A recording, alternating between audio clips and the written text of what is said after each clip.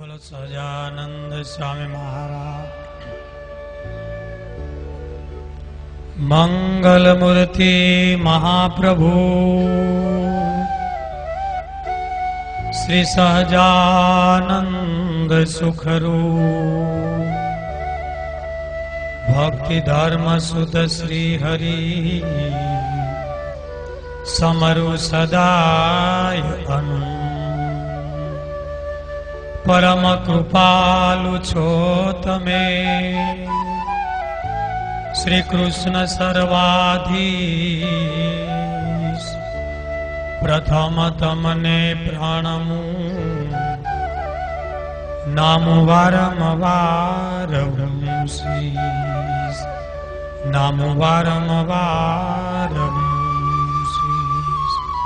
बोलो सजानंद स्वामी महाराज, बोलो हरि कृष्ण महाराज। આજનું ચરિત્ર છે દ્રઢ નિશ્ચયવાન શેઠ શ્રી ભગા ધોસી તથા એકાગ્રતા નિષ્ઠ શિવલાલ શેઠ। બંને ચરિત્ર એવા મહાન છે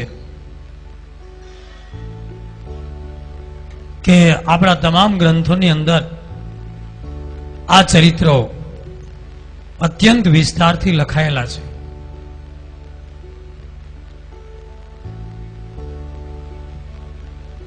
બોટાદ ગામની વાત છે।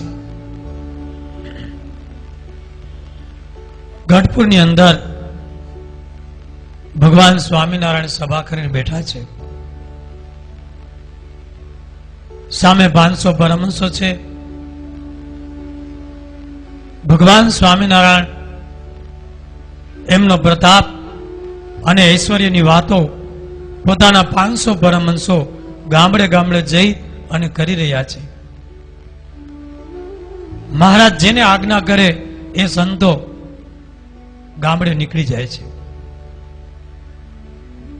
મહારાજના સામે ધ્યાનાનંદ સ્વામી અને સાંખ્યાનંદ સ્વામી બેઠા હતા। મહારાજે કીધું કે તમને બંનેને બોટાદ સત્સંગ કરવા માટે આજ્ઞા આપીએ છીએ, માટે બોટાદ જાઓ। બંને સંત અભણ, કોઈ શાસ્ત્રનું જ્ઞાન નહીં। મહારાજ બોટાદની અંદર તો જૈન વણિકો, શેઠિયાઓ ચુસ્ત અને દરબારો, ત્યાં અમારા જેવા અભણ સાધુ શું વાતો કરશે? કોઈક ભણેલા જ્ઞાની વિદ્વાન સંતોને મોકલો તો સત્સંગ થાય।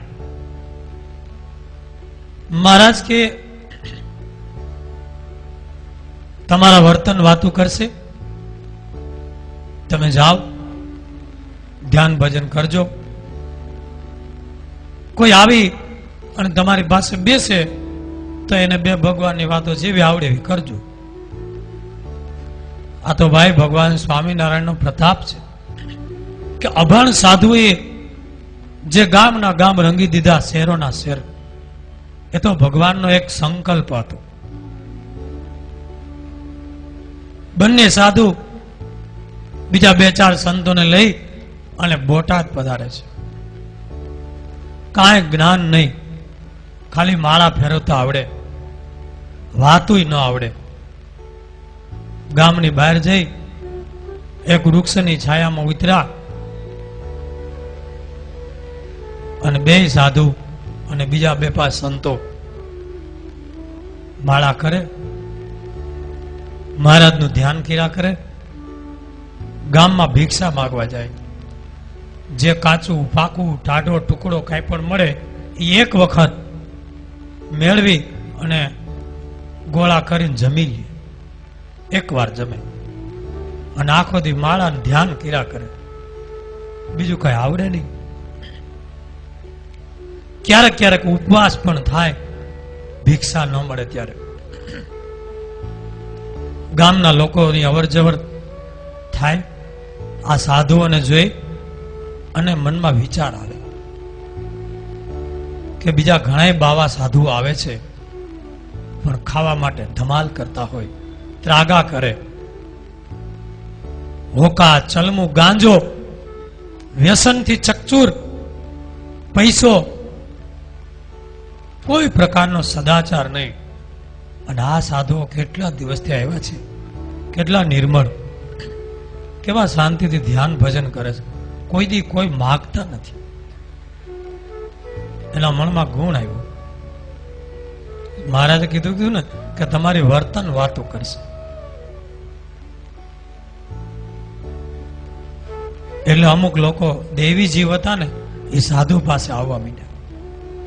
આવીને બેસે એટલે સાધુને બીજું કે વાત ન આવડે, પછી ઉપદેશના થોડા કીર્તનો પાકા કર્યા હોય બોલે, આવું તાવું ધન રે જોબન ધૂળ થાશે,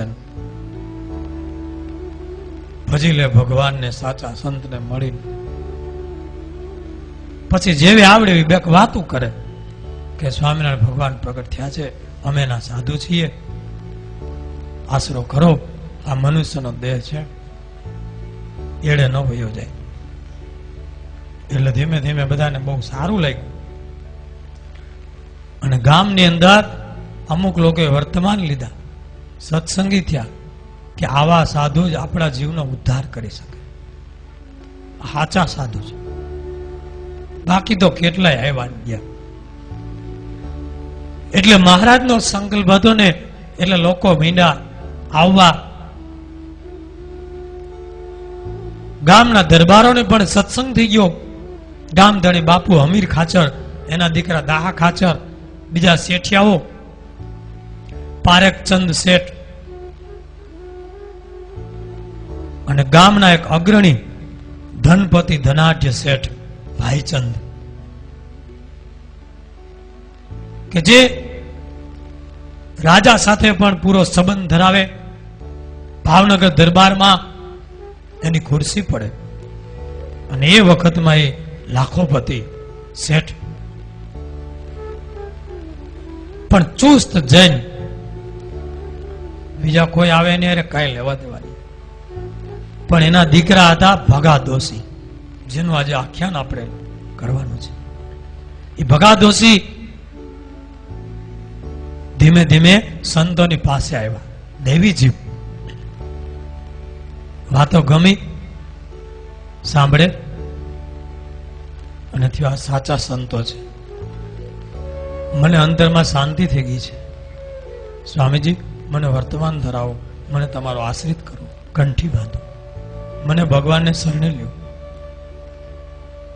સત્સંગી થયા.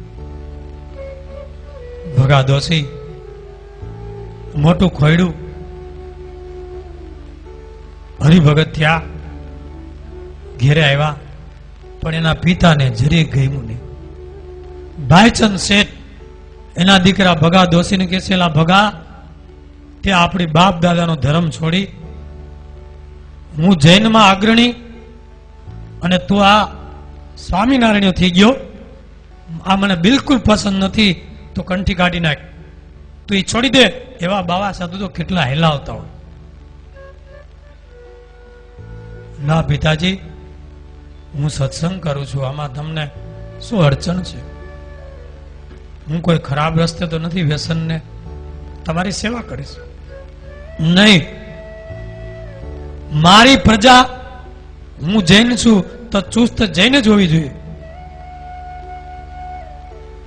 બહુ અઠાગ્રહ કર્યો, બહુ વિરોધ કર્યો, વિવાદ થયો છે બાપ દીકરાને. ગામમાં વાતો ફેલાણી કે સુખી ઘરમાં ઝઘડો કઈક ધર્મ બાબતનો થઈ રહ્યો છે. હવે પિતાએ બધી બાબતમાં એને ભીડામાં લીધો છે. દીકરો કરી કરીને શું કરે? બાપને આધારે જ જીવતો હોય. બહુ ઉપાયો કર્યા, લાલચે બતાવી કે દીકરા તું મારો એકનો એક દીકરો છો અને મારો વારસદાર તું છો, આ બધી મિલકત તારી છે, પણ જો તું સ્વામીના ધર્મ નહીં છોડે તો આમાંથી એક પાય પૈસો હું તને વારસામાં નહીં આપું. આ હું તને ચોખ્ખું કહું છું, તારે મારે કોઈ સંબંધ નહીં રહે.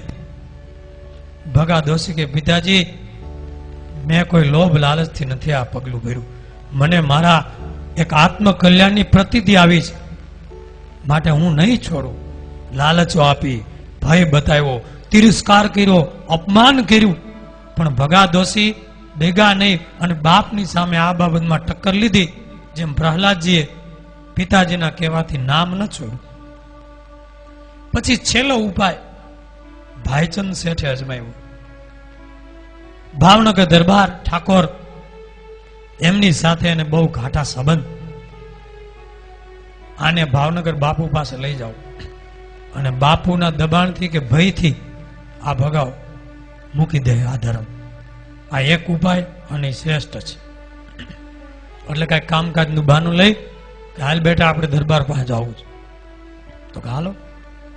ભાવનગર આવ્યા, મળ્યા, કચેરીમાં આવ્યા. થોડા એના સાગરી તો બેઠા.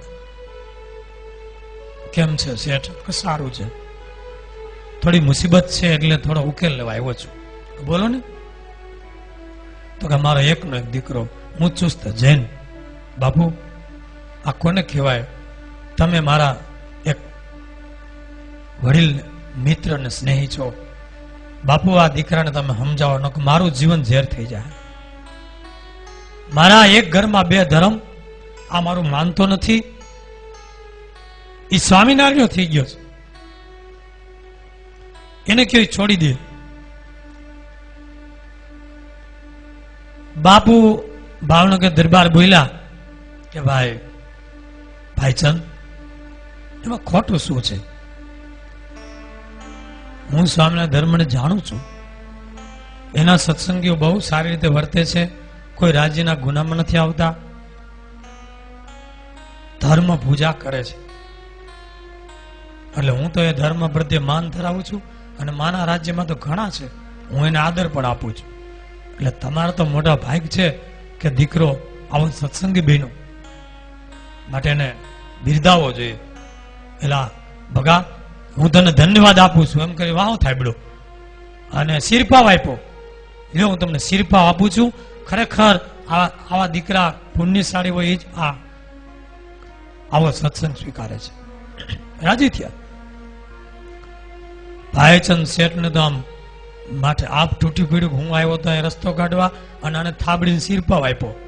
બાપુને કે કોણ? અરે પણ બાપુ તમે મારો તો વિચાર કરો, મારી પ્રજા મારો પરંપરાનો ધર્મ પાળવી જોઈએ. તો કે તો એક ઉપાય છે બાપુ કે આ તો હવે નહીં સમજે, કારણ કે સ્વામિનારાયણ એકવાર થયો પછી બીજાનો થાય નહીં. એ વાત મને તો ઘણા અનુભવે ખ્યાલ આવી ગયો. બાપુ કે એકવાર સ્વામિનારાયણ નો થાય પછી કામ પૂરું. બીજે ત્રીજે હોય તો હજી હરફેર કરે, કારણ કે આ ધર્મ એવો પાકો છે, એમાં બધી વાત ચોખ્ખી છે. તો હવે શું કરવું? એટલે દરબાર કે એમ કરો, જો તમારી પ્રજામાં આ ધર્મ રખાવો હોય તમારો, તો બીજું લગ્ન કરી લ્યો અને એમાં જે પ્રજા તમારી થાય એ તમારી પરંપરાનો ધર્મ પાળે, તમારી સેવા કરે, તમારું રહી જાય અને આ એની રીતે સત્સંગ કરે. આટલું વાત કરી પણ ભાઈચંદ શેઠ બહુ નિરાશ થઈ ગયા.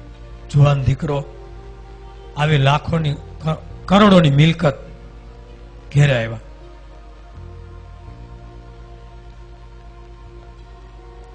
પછી દીકરાને છેલ્લી ચેતવણી આપી કે હવે મારે દરબાર કહે છે એમ કરવું પડશે.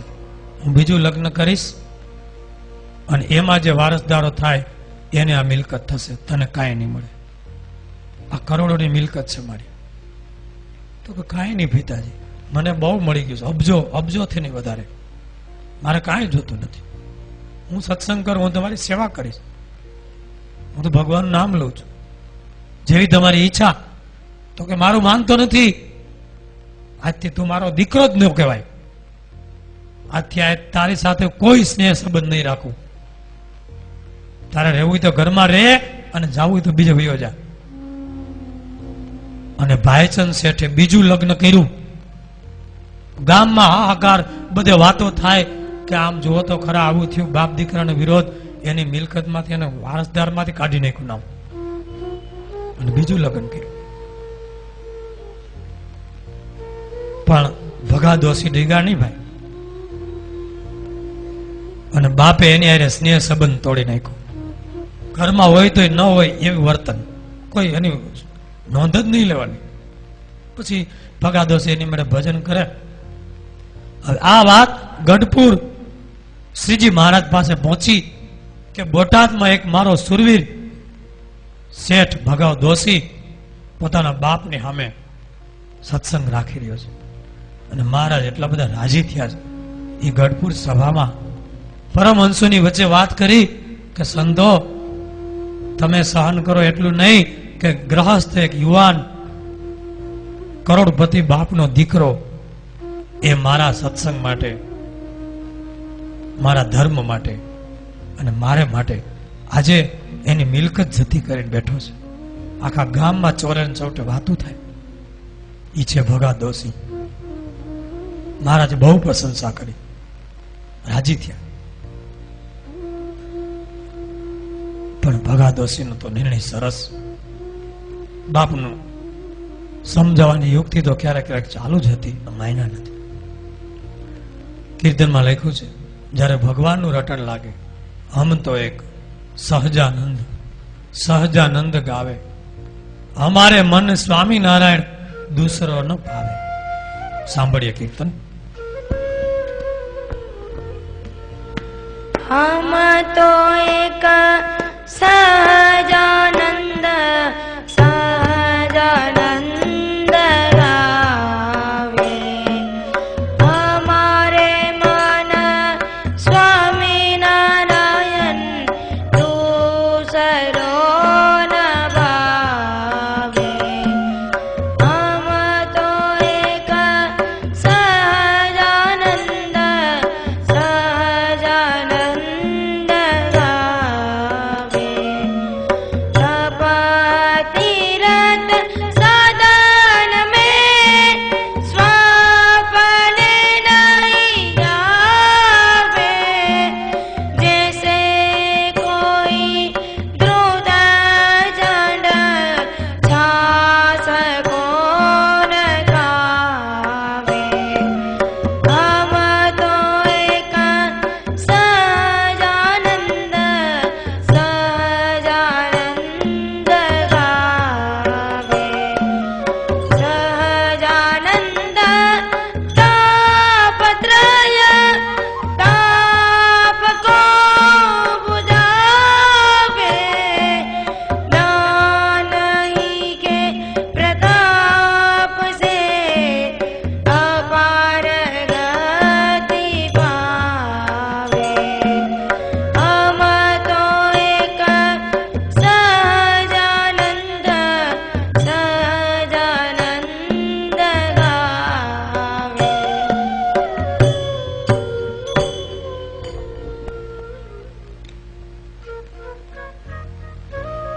મહારાજ એક વખત કાર્યાણી પધાર્યા છે.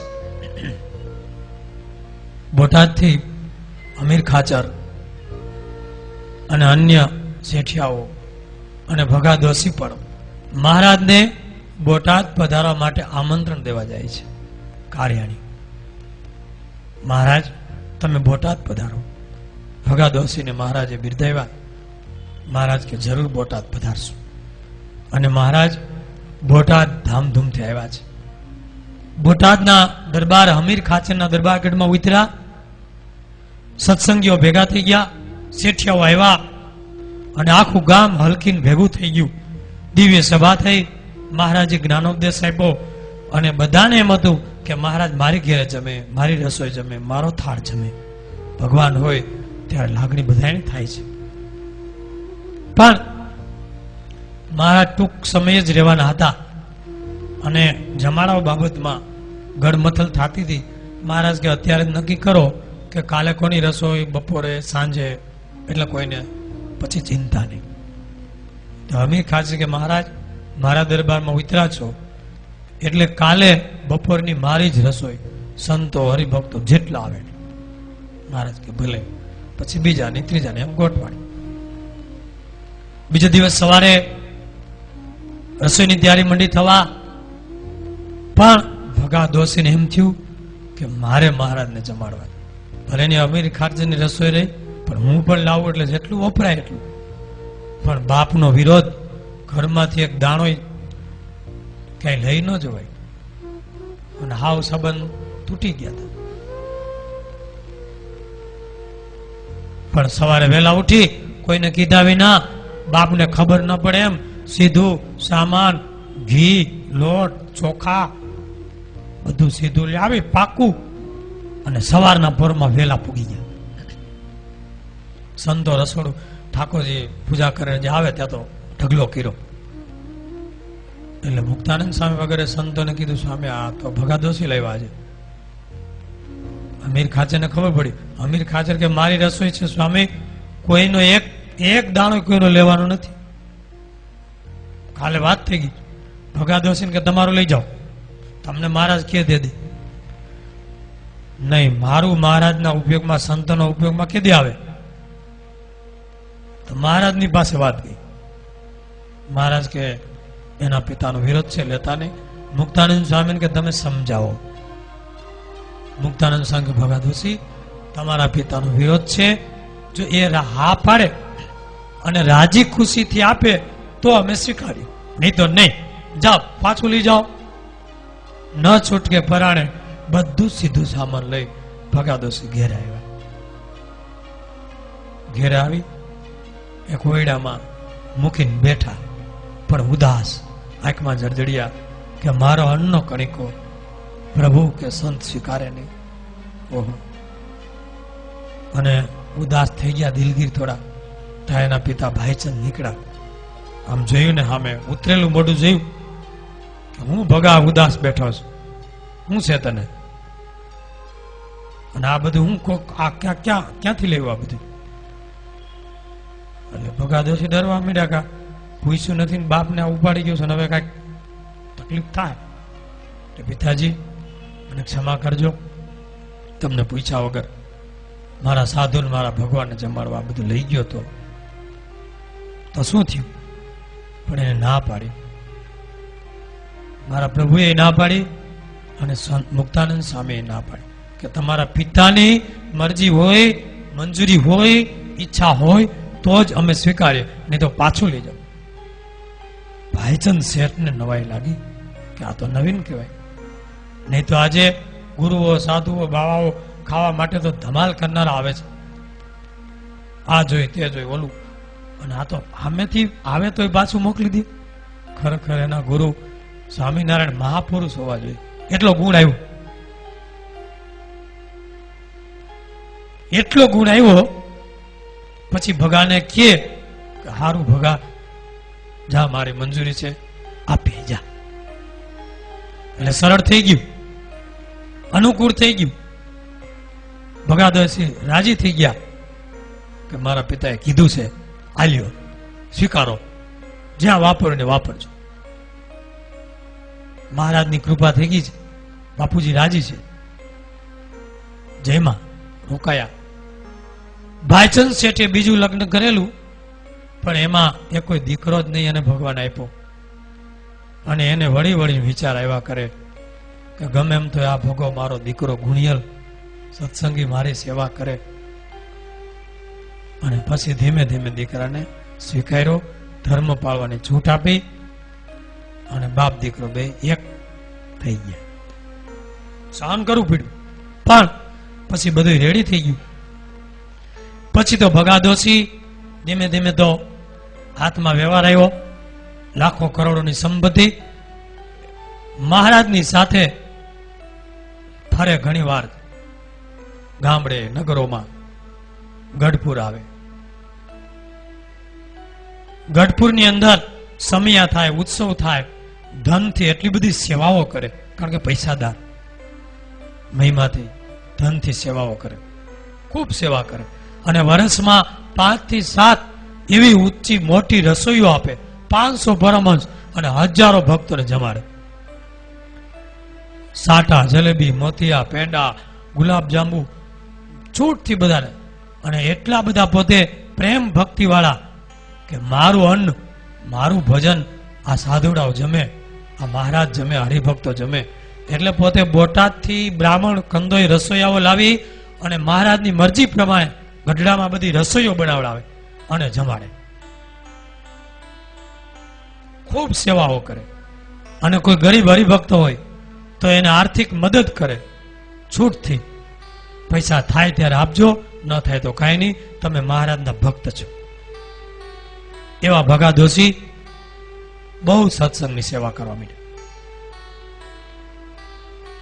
એક વખત એવું બન્યું, સમય જતા ભગા દોશી બીમાર પડ્યા, ગંભીર બીમારી થોડી જ. અને ગઢપુર મહારાજને સમાચાર મળ્યા કે મારો ભક્ત સુરવીર બીમાર પડ્યો છે. એટલે મહારાજ તૈયાર થઈ ગયા કે ભગા દોશીની ખબર કાઢવા જવું છે. સભામાં જીવા ખાચર બેઠા હતા. જીવા બાપુ, આપણે બોટાદ જવું છે, ભગા દોશી બીમાર છે, એની ખબર કાઢવા ખુદ મારે જવું છે, તમારે આવવું છે? તો હા મહારાજ, હું આવું. હાલો, હું અબઘડી મારી ઘોડી તૈયાર કરીને આવું, દરબારગઢમાં ભલામણ કરતો આવું. અને જીવા ખાચર એને ડેલીએ ગયા. અને મહારાજે દાદા ખાચરને કીધું, નાજા જોગિયાને કીધું, બીજા 5-7 ઘોડે સવારો દરબારોને કીધું કે બોટાદ જવું છે. એટલે બોટાદ જવા માટે તૈયાર થઈ. પણ ત્યાં બોટાદથી એક ઘોડે સવાર આવ્યો, જીવા બાપુને ડેલીએ 20 વાણીઓ. એલા બોટાદથી આવ્યો કે હા બાપુ, શું સમાચાર? કે ભગા દોશીએ દેહ છોડી દીધો. ઓહ, આગળ તો મહારાજ કહેતા હતા ખબર કાઢવા જવું છે, ગંભીર બીમારી લાગે છે. હા, ગંભીર બીમારી છે અને દેહ છોડી દીધો.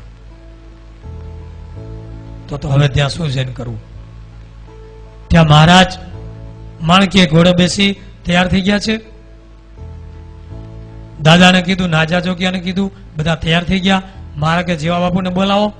જીવા બાપુને બોલાવવા ગયા કે હાલો. તો કે મહારાજને કયો હવે તો ભગા દોશી દેહ મૂકી ગયો, હવે જવાનો કોઈ અર્થ નથી. મહારાજ કે હું ન જાઉં ત્યાં સુધી એના જીવને કોણ લઈ જનાર છે? માટે બાપુ આવું હોય તો આવો, અમે જાય છીએ. તો કે મારે નથી આવવું. મહારાજ તમે પધારો, કારણ કે આ વાણીઓ સમાચાર લઈને આવ્યો, ન્યાજીને આપણે કાંઈ જ કરવાની ને.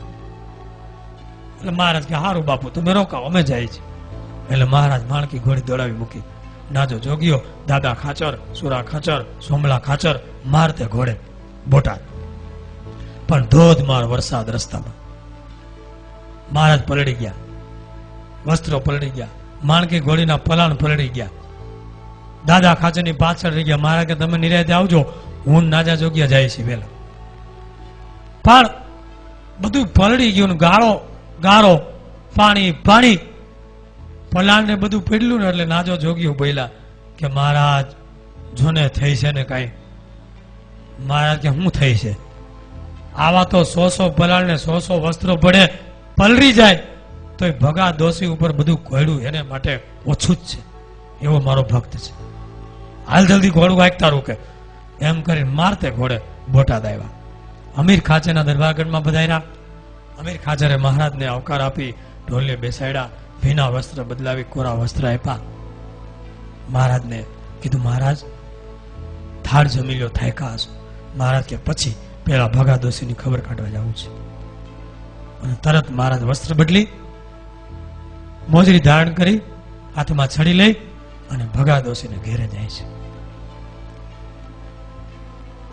હજી રસ્તામાં એની દરવાજે ડેલીએ પ્રવેશ કરે ત્યાં જૈનની 2 આરજુ, જનની 2 પુંજ બાઈ ઉભી હતી. એ મહારાજને જોઈને બોલી કે આ જો એના સ્વામિનારાયણ આવ્યા છે તે જીવ ઘાલી દે. મહારાજ કે હું જીવ નહીં ઘાલી તો તું ઘાલી દઈશ? એમ કહીને મહારાજ અંદર ગયા. અને વાહે નાજા જોગ્યા ભગા દોશીને સુવડાવેલા હતા. જીવ તાળવે ચડી ગયો તો, કોમા જેવી અવસ્થા હતી. હાથ પગ નિચેષ્ટ બની ગયા હતા, જળ.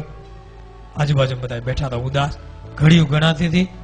હવે શ્વાસની તકલીફ હતી, હૃદયની બીમારી હતી. બેઠા થાય કોઈ શક્યતા નહોતી. બધાને એમ હતું કે જીવ નીકળી ગયો, કારણ બધું જળ થઈ ગયું હતું. એટલે મહારાજ તરત આવ્યા, બધાને એક બાજુ કરી કે ઓલા એના સ્વામિનારાયણ આવ્યા છે, એના સ્વામિનારાયણ આવ્યા છે. એટલે મહારાજે ભગા દોશીના કપાળ ઉપર હાથ મૂક્યો અને બોલ્યા, ભગા દોશી, એ ભગા દોશી. એમ 3 વાર બૂમ મારી. ત્યાં ભગા દોશી આંખ ઉગાડી, હાથ જોડ્યા, બોલાય એવી તો સ્થિતિ નહોતી. નમસ્કાર કર્યા. ભગા દોશી, ચિંતા કરતા નહીં, અમે તમારી સંભાળ લેવા આવ્યા છીએ.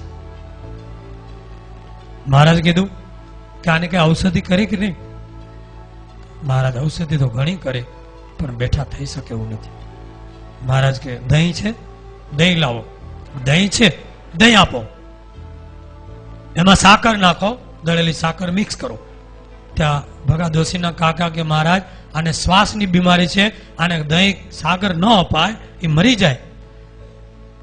મહારાજ કે તમારે ભગા દોશીને જીવતા રહે તો તમે રાજી, કે મરી જાય તો રાજી? તો કે જીવતા રહે તો જ અમે રાજી હોય. તો બસ હું એને જીવતો રાખવા આવ્યો છું. લાવો. એ તાંસડી ભરી સાકર મહારાજે પોતાને હાથે ઘોળી અને ભગા દોશીને આમ બેઠા કરી અને પોતાની હાથે એ ઘોળેલું દહીંનું ઘોળવું પાયું.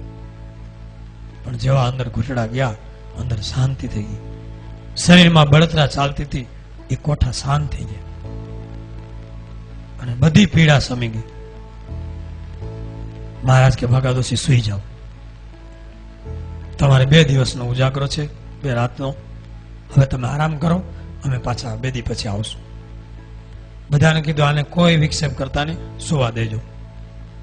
2 દિવસથી ઊંઘ નહોતી આવી અને જેવા મહારાજ આમ લેટાવ્યા, ઘસઘસાટ ભગા દોશી સુઈ ગયા. 2 દિવસ ને 2 રાત્રિ સુતા જ રહ્યા. મહારાજ હમીજ ખાચરના દરબારગઢમાં આવ્યા, ત્યાં થાળ જમ્યા અને બીજે દિવસે દાદા ખાચર વગેરેને લઈને પાછા આવ્યા. ભગા દોશી જાગ્યા. મહારાજ ખુરશી ઉપર બેઠા. ભગા દોશીને કીધું કેમ છે હવે? મહારાજ હવે સારું છે, સાવ રાહત થઈ ગઈ છે, કોઈ તકલીફ નથી. મહારાજે બધાને ભલામણ કરી કે આ ઔષધિ જે અમે બતાવી એ 2-4 દિવસ પાજો, દહીં ને સાકર, દહીં ને સાકર, એટલે સાવ સારું થઈ જશે. મહારાજ કે અમે આજે જશું ગઢપુર. ભગા દોશી અમે તમારી ખબર લેવા જ આવ્યા હતા. ભગા દોશી કે મહારાજ 2-3 દી રોકાવ તો સારું. મહારાજ કે અમારે ઉતાવળ છે, ગઢપુર જવું પડે એમ છે. તમને કોઈ ચિંતા નહીં થાય, હવે અમારું ભજન કરજો, અમે જશું. ભલે મહારાજ. એને રડતી આંખે વિદાય આપી. મહારાજ માણકી ઉપર બેસી અમીર ખાચર વગેરે દરબારોની વિદાય લીધી. દરબારો મહારાજને વળાવવા માટે બોટાદના સીમાડા સુધી આવ્યા, ઘોડાઓ લઈ, હામીઓ લઈ. સીમાડે ખેતરો જોયા, ખેતરો સુકાતા હતા, વરસાદ વિના મોલ મરવા પીડ્યો તો.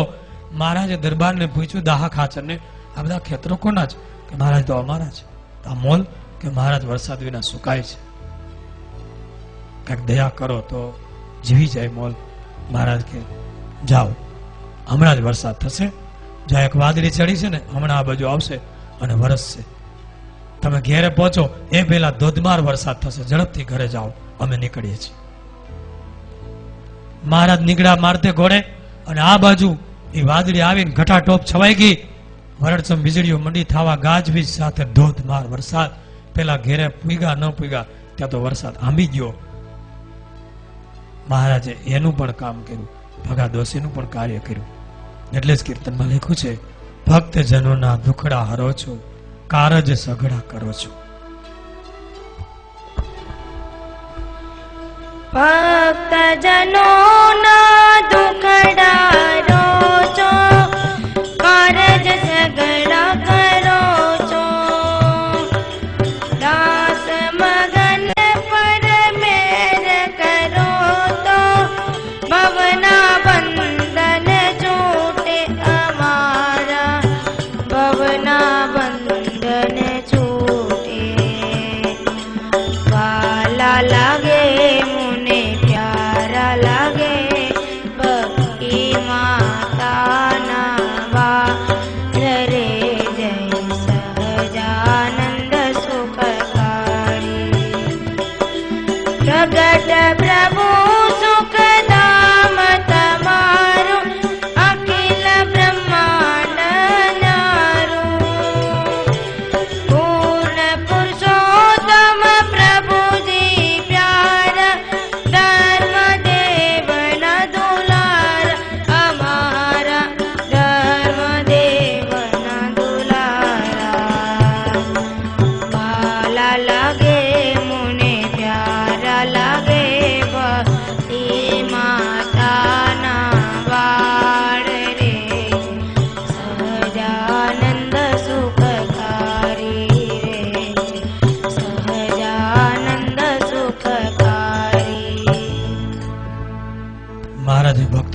કર્યા છે. સમય જતા બોટાદના ભક્તોને એમ થયું કે દર વર્ષે ગઢપુરમાં ફૂલદોલનો ઉત્સવ બહુ ધામધૂમથી ભવ્યતાથી ઉજવાય છે. એ ફૂલદોલનો ઉત્સવ આ વખતે આપણે બોટાદમાં કરવો, હુતાશ્રીનો સમય. પણ આવડા મોટા ઉત્સવની મહારાજ હા પાડશે કે કેમ? છતાં હિંમત કરી અને મહારાજને આપણે પ્રાર્થના કરવા જઈએ ગઢપુર કે હુતાશ્રીનો સમયો આ વખતે બોટાદમાં ઉજવો અને અમારા બોટાદને ધન્ય બનાવો. અને બોટાદથી અમીર ખાચર, દાહા ખાચર, ભગા દોશી, મૂળચંદ પારેખ, કેશવજી પારેખ, અમરસિંહ કંસારા, આ બધા મુખ્ય મહારાજના અનન્ય ભક્તો ગઢપુર આવ્યા છે. મહારાજે બધાને આવકાર આપ્યો, સમાચાર પૂછ્યા, શું શેઠી આવવા છે દરબારો? કે મહારાજ, આ હુતાશનો સમયો જે ગઢપુર કરો છો એ બોટાદ કરો એવી અમારી વિનંતી છે. મહારાજ કે તમારી વાત સાચી છે, પણ ઉત્સવની અંદર દેશાંતરોથી હજારો અમારા ભક્તો આવે, સંઘો આવે, અમારા સંતો આવે હજારો. એની વ્યવસ્થા, ઉતારા, એની ભોજનની, એની પાગરણની, દરબારો આવ્યા હોય, સંઘ, એના ઘોડાઓ, એની ઘાસચારાની વ્યવસ્થા, આટલો સમુદાય હોય, ભાઈઓ ભાઈઓ, એના રક્ષણની વ્યવસ્થા, આ બધી જવાબદારી કોણ સંભાળશે? ગઢડામાં તો બધી વ્યવસ્થા થાય છે, બોટાદની અંદર કોણ સંભાળી શકશે? ત્યારે ભગા દોશી કે મહારાજ, આ અમીર ખાચર, હું અને કાના પટેલ એ બધી જવાબદારી અમે સંભાળશું, તમે કોઈ ચિંતા ન કરો, પણ હુતાશનો સમયો બોટાદ કરો. મહારાજ કે ભલે, હું 4 દિવસ પછી બોટાદ આવીશ, ત્યાંના બધા સત્સંગીઓને ભેગા કરી અને બધી વ્યવસ્થા કેમ છે એ જાણી અને પછી સમયાની વાત આ પાડીશ. ભલે મહારાજ. આ બાજુ બધા બોટાદ આવ્યા, બધા સત્સંગીઓને વાત કરી, મહારાજ 4 દિવસ પછી આવશે, અહીંયા આપણે હુતાશનો ફૂલદોલ ઉત્સવ કરવો છે, પૂછશે તો આપણે બધી વ્યવસ્થા સંભાળી શકશું? તો મહારાજને આ પાડી. હા, અરે ભાઈ, હગા વાલા, કુટુંબ પરિવાર, દીકરા દીકરીના લગ્નમાં આપણે એકલા ખમતીધર ફૂગી જાય તો આટલો સમુદાય અને ભગવાન માટે સાધુ માટે નો કરીએ? મહારાજને હાજ પાડો. અને મહારાજ ચોથે દિવસે આવ્યા બોટાદ. સંતો હરિભક્તો થોડા લઈને સભા કરી, બધાને પૂછ્યું કે આ બધી જવાબદારી સંભાળી શકશો? આ બધી વ્યવસ્થા થઈ જશે? કારણ કે લક્ષાવધિ સત્સંગીઓ આવે. કે હા મહારાજ. અમીર ખાચર કે હું, આ કાનો પટેલ, આ ભગા દોશી, આ શેઠિયાઓ એની સંપત્તિના કોઠારો ખુલ્લા મૂકી દે અને ખડે પગે સેવામાં. મહારાજ કે તો કરો તૈયારીઓ, અને અમે લખીએ કંકોત્રી ગઢડાથી, બધાને લખાવીએ અને કરો ઉત્સવ બોટાદમાં. અને મહારાજ ગઢપુર આવ્યા, કંકોત્રીઓ લખાણી, દેશ દેશાંતરમાં સમાચાર પહોંચ્યા કે આ વખતે બોટાદમાં ધામધૂમથી હુતાશની ફૂલદોલ અને મહારાજનું આમંત્રણ. એટલે જેમ ચાતક ચંદ્રની રાહ જોવે એમ બધા સત્સંગીઓ, હરિભક્તો, ગામડે ફરતા સંતો બોટાદ તરફ મીંડા આવવા. અને આ બાજુ તૈયારીઓ પણ ખૂબ કરી રાખી. સંતોના ઉતારાઓ, હરિભક્તોના ઉતારાઓ, કોઈના વૃક્ષ નીચે, કોઈને ધર્મશાળાઓમાં, કોઈને તંબુ બનાવ્યા, મેદાનો સાફ કર્યા, ગામડાની બહાર લીમડાની ઝૂડ, એવા જંગલમાં સભા મંડપો બનાવ્યા, મંચ બનાવ્યા, મહારાજ માટે બધી વ્યવસ્થાઓ કરી, સામૈયા માટે તૈયારીઓ કરી, રસોડા બનાવ્યા, ચૂલો બનાવી, સીધા સામાનના ગંજ ખડકી દીધા, ઘોડાઓ આવે, બળદો આવે, એ બધા ઘાસના બધા ગંજ ખડકા, ખૂબ તૈયારીઓ કરી. અને મહારાજ આવવાના છે એવા સમાચાર મળ્યા કે બધી તૈયારી થઈ ગઈ છે. અને આ બાજુ સંઘના સંઘ વીંડા આવવા. બોટાદ આખું ધમધમવા માંડ્યું, ચારે બાજુ આનંદ ઉત્સવ. મહારાજે સંતોને વહેલા મોકલી દીધા તૈયારી માટે.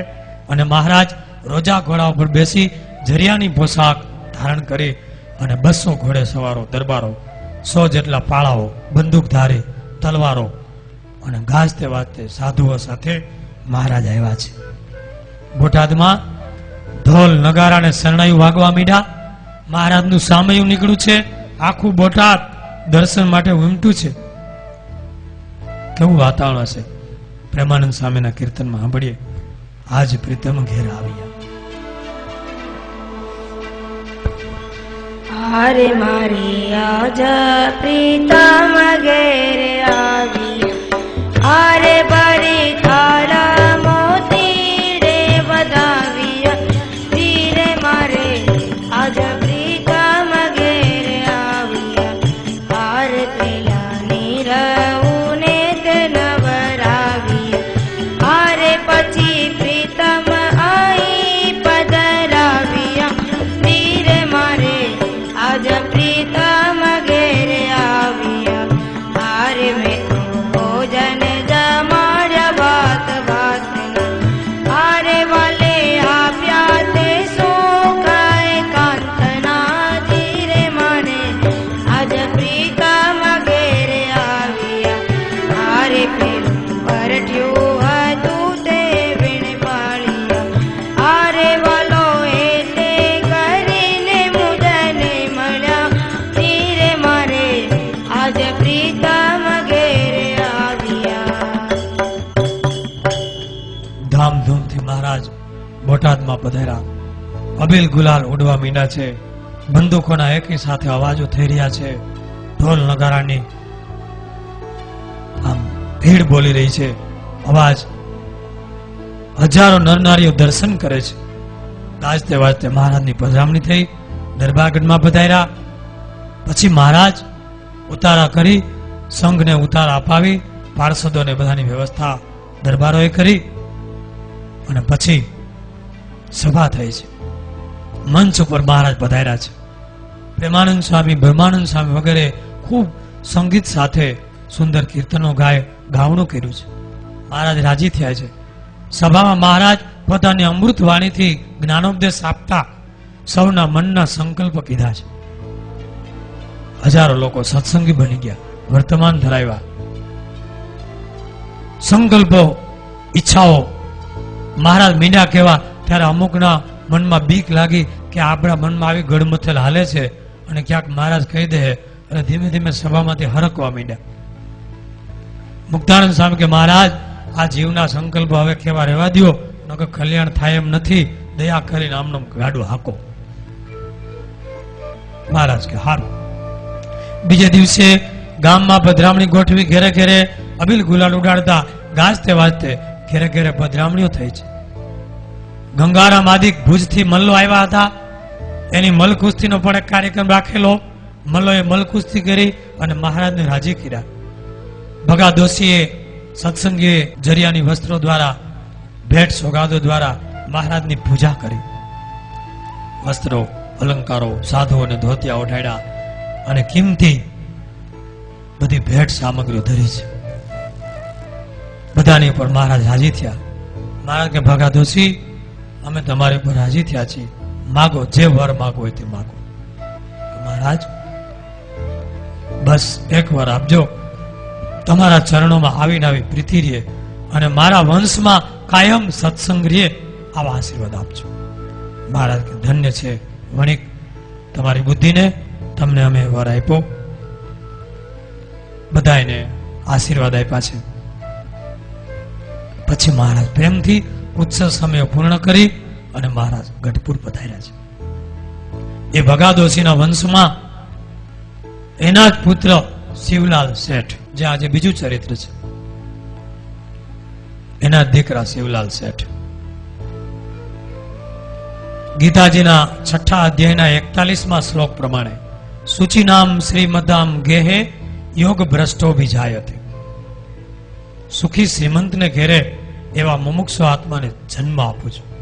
શિવલાલ શેઠ, જેનું સત્સંગમાં એક ગુણાતીતાનંદ સ્વામીના શિષ્ય તરીકે અડગ, એકાગ્રતા નિષ્ઠ, જેની પૂજામાં ભગવાન આવે, જે ગોપાળાનંદ સ્વામી, ગુણાતીતાનંદ સ્વામી, સિદ્ધાનંદ સ્વામી એવા મહાન મહાન સંતોનો સમાગમ એ શિવલાલ શેઠ શ્રીજી મહારાજના અનન્ય કૃપા પાત્ર, દ્રઢ નિષ્ઠાવાન, લખપતિ કરોડપતિ બાપના એકના એક દીકરા, છતાં સરળતા, નિર્માનીપણું, લાડકોડથી ઉછરેલા હોવા છતાં સમગ્ર જીવન પ્રભુ પરાયણ. એકાગ્રતા કેવી તો કે મોટા મોટા યોગી પુરુષના જેવી. આચાર વિચાર કેવો તો કે જનક અને અંબરીશને પણ ઝાંખા પાડી દે એવો આચાર વિચાર. ગુણાતીત જોકનું જ્ઞાન, સાંખ્ય જ્ઞાન પણ એવું, દ્રષ્ટિ એટલી નિયમમાં, મન એટલું સંયમિત કે મોટા યોગીઓ પણ ઝાંખા લાગે. આવા શિવલાલ શેઠ બાપના સંસ્કાર ગોરીને પીધા અને મોટા મોટા સદગુરુનું જ્ઞાન પણ પચાવ્યું. એકાળ વડતાલ મોટો સમયો ભગા દોશી ગયા, સાથે નાના શિવલાલ પણ ગયેલા. રઘુજી મહારાજ સભામાં બેઠા છે એટલે નાના શિવલાલ 15 વર્ષની ઉંમર હશે અને રંગાઈ ગયેલા. આવીને કે મહારાજશ્રી મને સાધુ કરો નહીં, મારે સાધુ થવું છે. મહારાજશ્રી તો જોઈ રહ્યા, આ સુખી શ્રીમંતનો દીકરો અને આવડો નાનકડો એકનો એક. બેટા હજી તું નાનો છો, મા બાપની સેવા કરો, અને તું જો સત્સંગમાં ગ્રહસ્થાશ્રમમાં હોઈશ ને તો સત્સંગની બહુ મોટી સેવા કરી શકીશ. તારી સ્થિતિ અત્યારથી આવી છે, તું સાધુ જ છો, માટે અત્યારે તું સત્સંગ ગ્રહસ્થાશ્રમમાં રહીને રાખજે. અને શિવલાલ શેઠ જયારે આવતા ત્યારે ગોપાળાનંદ સ્વામીને આવકાર આપતા, આવો સિદ્ધ વલ્લભ. કેમ તો કે પૂર્વના સિરપુર રાજ્યના રાજા સિદ્ધ વલ્લભ નીલકંઠ વર્ણીની 2-3 મહિના સેવા કરેલી, અને એનો જ સેવાના પ્રતાપથી બીજો જન્મ અહીંયા ભગાદોશીના દીકરા તરીકે થયો શિવલાલ શેઠ. એટલે જ ગોપાળાનંદ સ્વામીને આવકાર આપીને કહેતા કે આવો સિદ્ધ વલ્લભ. એ પૂર્વના આવા રાજા અને મહારાજના અનન્ય સેવક હતા શિવલાલ શેઠ. નાનપણથી જ વૈરાગ્યના વિચાર, એટલે કીર્તનમાં બ્રહ્માનંદ સ્વામી લખ્યું છે કે આવી સાધુ થવાની વાત નાનપણથી કરે. દિલ લાયગા અમારા ફકીરી છે, 2 કડી સાંભળીએ. દિલ લાગ્યા મારા ફકીરી છે, દિલ લાગ્યા મારા ફકીરી છે. આયા ધન સોરતન પાવે, આયા ધન સોરતન પાવે. સારે ગરે સા, સારે ગરે સા, પમગ પમગ પમગ રે સા, સારે ગમ પ. પાયા ધન સોરતન પાવે, મન ગયા કર કર મેરી સે, મેરી સે. દિલ લાગ્યા મારા ફકીરી સે, દિલ લાગ્યા મારા ફકીરી સે.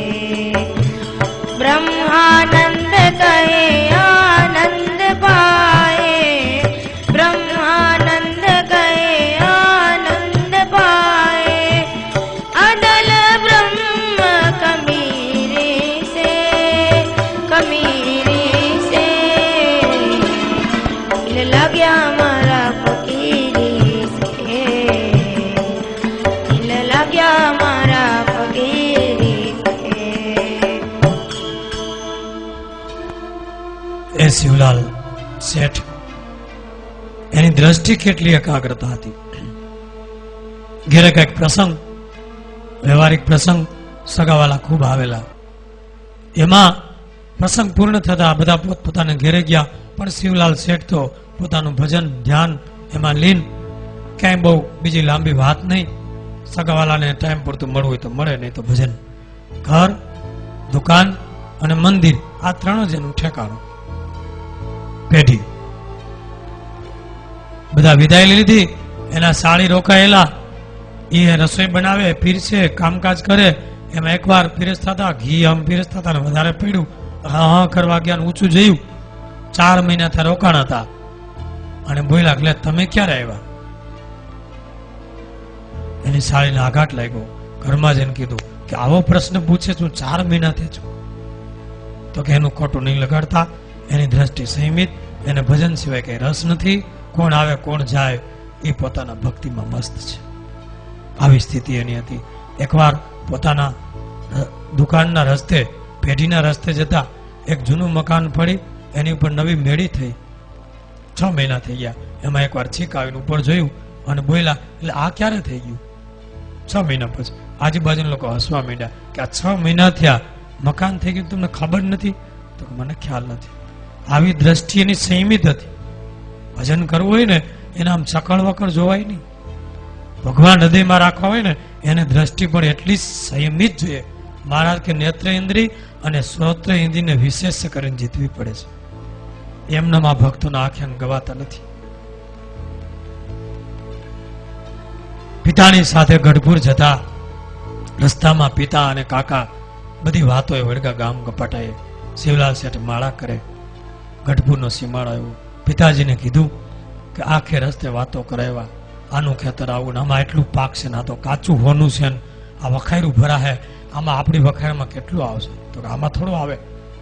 તો પછી મારી વખાયરમાં 200 માળા આવી, આટલી માળા કરી અને તમે પિતાજી આમાં સમય બગાડો. શિવલાલ તારી વાત સાચી છે, પણ અમે આ વ્યવહારમાં બધે ચડી જાય છે. હવે અમે નક્કી કરશું તારી જેમ ભજન કરવાનો અંગ વધારશું.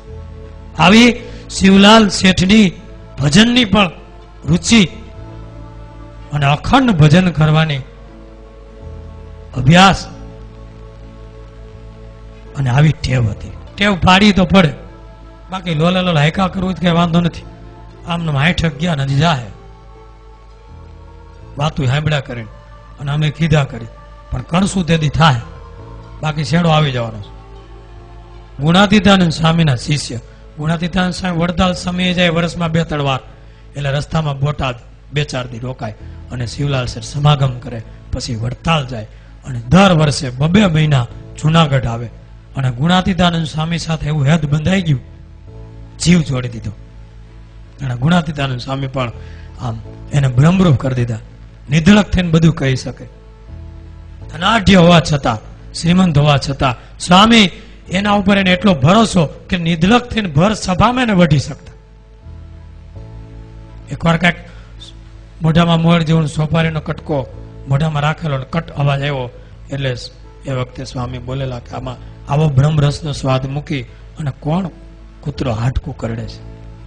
બાબા આપી દઉં, હું મને આવું હતું અને થૂકી આવ્યા કે આજથી સોપારી હરામ મોઢામાં નાખવાની નહીં. જરી ખોટું ન લાગ્યું. આવા સ્વામીને વિશે નિષ્ઠા વાળા. એમાં એકવાર સોનું દહીં લીધું અને વેચ્યું, 150 રૂપિયા આવ્યા. કથામાં મોડા આવ્યા. સ્વામી કે શું ગયા હતા શિવલાલ? તો કે સોનું એક જગ્યાએ લીધું ને વેચ્યું, 150 મળ્યા આ રસોઈ. સ્વામી કે કોઈ દિવસ એવો વિચાર થયો 100 કરોડ મણ ઢૂસા લઈને વેચી? તો કે ના મા બાપ. તો કે મોટા સાધુની દ્રષ્ટિએ આ પ્રકૃતિ પુરુષથી અહીંયા સુધી બધું ઢૂસા જ છે. આટલો સમય સમાગમ મૂકીને ગયા, આ ખોટ ગઈ. આ સ્વામીની બીજા પ્રકરણની 21 અને 22મી વાતમાં લખેલા પ્રસંગ છે. અને સ્વામીના સમાગમથી એની એવી સ્થિતિ થઈ ગઈ કે પ્રત્યક્ષ એની પૂજામાં મહારાજ આવતા અને રામાનુજાનંદ આદિ સંતો એની પૂજામાં બેસતા અને મહારાજને જોતા કે શિવલાલની પૂજામાં મહારાજ બેઠા, એટલે આજુબાજુ સંતો બેઠા હોય અને માળા કરતા હોય. ગ્રહસ્થ પૂજા કરે અને સાધુ એની પૂજાના દર્શન કરવા. એકવાર ક્યાંક વ્યવહારિક વાતચીત થઈ એટલે મહારાજ અદ્રશ્ય થઈ ગયા, સાધુ ઉભા થઈ ગયા. શિવલાલ શેઠે પછી કારણ પૂછ્યું કે આજે સ્વામી કેવું આમ થયું હશે? તો કે તમે વ્યવહારિક વાત કરવા રહ્યા ને એટલે મહારાજ અદ્રશ્ય થઈ ગયા. ઓહો, આજથી નિયમ પૂજામાં કોઈ જગ્યાએ વૃત્તિ નહીં રાખવાની, ભલે કરોડ રૂપિયાનું નુકસાન થઈ જાય અને આપણી પૂજા જોજો, વાત ન થાય. ચા ગરમ મૂકી છે કે નહીં, નાસ્તો તૈયાર થયો છે કે નહીં, ઓલા છોકરા કહીના રાયડું પાડે હરખા કરો, પાછા માણા ચાલુ હોય. કોની છોકરાઓ નહીં ધબધબાટી બોલતી હોય અને છોકરો એકાદો રમતા હોય મૂર્તિ ઉપાડી લે, પાછા અહીંયા વખાણ કરે, મારો છોકરો સ્વામી બહુ ભગત, હું પૂજા કરતો મૂર્તિ ઉપાડી વયો જાય. નાનપણથી જો સામે આ સંસ્કાર કેવો, પણ તારો સંસ્કાર જાય છે એને હરખથી વાતો કરે. અને ક્યાં શિવલાલ શેઠની પૂજા, પણ એને ગુણાતીતાનંદ સ્વામીનો સમાગમ. એટલે કીર્તનમાં લખ્યું છે સુખદાયક રે સાચા સંતનો સંગ, એનાથી એની સ્થિતિ બંધાણી છે.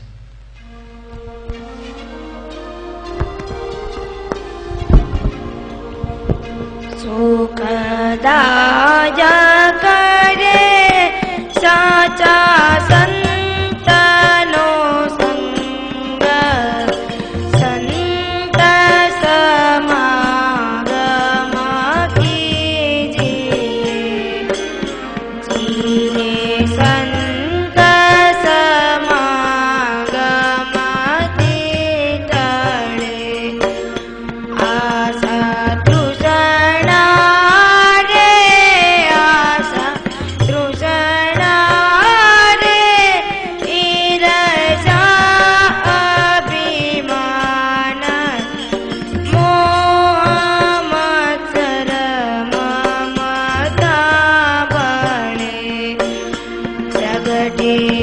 ઉરમારે પ્રગટે ઉરમારે પ્રભુનું દ્રઢ જ્ઞાન સંત સમાગમ કીજીએ. એ શિવલાલ શેઠ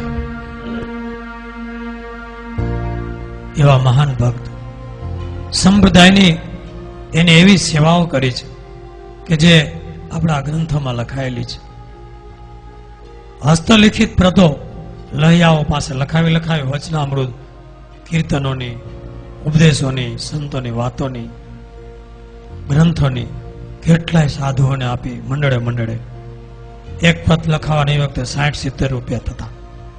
એવી સેવાઓ કરી. રસોઈઓની, આર્થિક, અને ગઢપુરમાં હરિકૃષ્ણ મહારાજની પ્રતિષ્ઠા, મહારાજના પ્રસાદીના વાસણામાં હરિકૃષ્ણ મહારાજ, જુનાગઢ હરિકૃષ્ણ મહારાજ, વડતાલમાં, ભાવનગરમાં રઘુજી મહારાજની પધરામણી, તમામ ખર્ચ રાત્રિ દિવસ એક કરી શિવલાલ શેઠે આ બધું કરેલું.